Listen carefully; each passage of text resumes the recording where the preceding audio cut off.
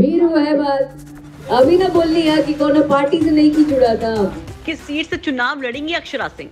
आरा जिला के उखाड़दीन किला या पवन सिंह के गढ़ में पकड़ हुई ढीला? क्या पीके की पार्टी में जाकर भोजपुरी की ब्यूटी क्वीन ने कर दी है बड़ी गलती? 12 घंटे में सामने आए दो बड़े समीकरण। अक्षरा ने अगर ये कहकर मांगा वोट तो विधायक छोड़िए सीएम की मिलेगी कुर्सी। नीतीश तेजस्वी को होगी चिंता। बिहार की सियासत में नवंबर का सर्द महीना बड़ा गर्म रहा। एक तरफ आरा सीट से पवन सिंह चुनावी ताल ठोक रहे हैं, दूसरी तरफ उनकी एक्स गर्लफ्रेंड या फिर यूं कहें कि उनकी सबसे करीबी रही अक्षरा सिंह ने सियासत में आने का ऐलान कर सबको चौंका दिया।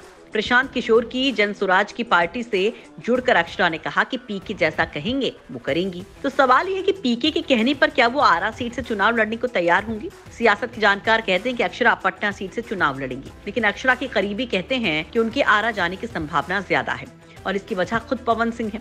बिहार में अक्सर लोग कहते हैं कि जब दिल टूटता है तो लड़कियां आईएएस आईपीएस बनती हैं, लेकिन अक्षरा सिंह का दिल पवन सिंह ने तोड़ा है, इसलिए अक्षरा उनके सामने चुनाव लड़ेंगी और विधायक बनकर दिखाएंगी, ताकि पवन सिंह को जो लगता है कि अक्षरा को उन्होंने ही स्टार बनाया है, ये गलतफहमी दूर हो जाए।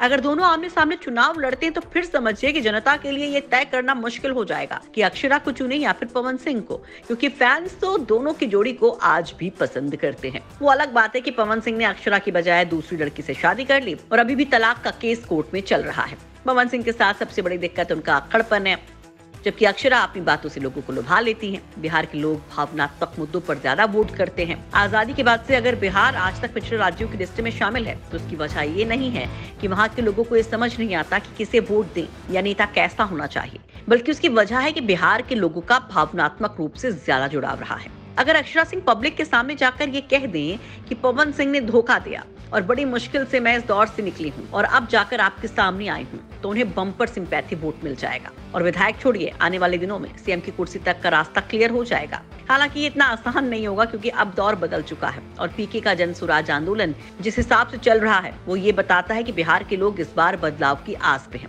पीके चूंकि पढ़े लिखे हैं, सियासत में सबसे समझदार और पीएम मोदी से लेकर सीएम नीतीश तक के लिए काम कर चुके हैं, तो जनता को लग रहा है कि वो बिहार की तकदीर भी बदल सकते हैं। अक्षरा सिंह भी इस सोच के साथ पीके की पार्टी में आई हैं। पीके के पास वैसे तो कई चेहरे होंगे, लेकिन अक्षरा सिंह जैसी पढ़ी लिखी नेता उनकी पार्टी का बड़ा चेहरा बन सकती है। उन्होंने साफ साफ ये कहा कि मैं चुनाव लड़ूंगी या नहीं ये अभी नहीं बता सकती, लेकिन सियासत में अगर कोई कदम रखता है तो फिर देर सवेर चुनाव लड़ेगा।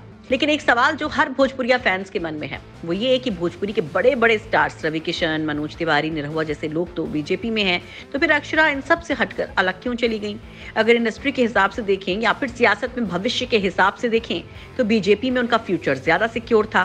फिर संघर्ष का रास्ता अख्तियार करने के पीछे उनकी क्या वजह हो सकती है? क्या पीके की पार्टी में जाकर उन्होंने कोई बड़ी गलती कर दी है? कई बड़े दिग्गज कहते हैं कि अगर अक्षरा बीजेपी ज्वाइन करती और पटना से चुनाव लड़ने का दावा पेश करती तो फिर बीजेपी को रविशंकर प्रसाद या फिर किसी बड़े नेता का टिकट काटना पड़ता, क्योंकि अगर 2024 के चुनाव में अक्षरा को टिकट चाहिए होता तो फिर कोई ना कोई समीकरण बनाने पड़ते। शायद इधर बात नहीं बनी, इसलिए भी उन्होंने नीतीश या तेजस्वी की पार्टी में जाने की बजाय बिहार बदलने की सोच के साथ चलने वाली पीके की पार्टी में जाना उचित समझा। अब उन्होंने अपना फैसला तो सुना दिया है, पर आप बतौर फैंस अक्षरा को किस सीट से चुनाव लड़ता देखना चाहेंगे? अगर आरा से चुनाव लड़ती है तो क्या वो आरा जिला में पवन सिंह को मात दे पाएंगी या फिर वहां पर उनकी पकड़ ढीली नजर आएगी? आप इस बारे में क्या सोचते हैं? कमेंट कर जरूर बताएं।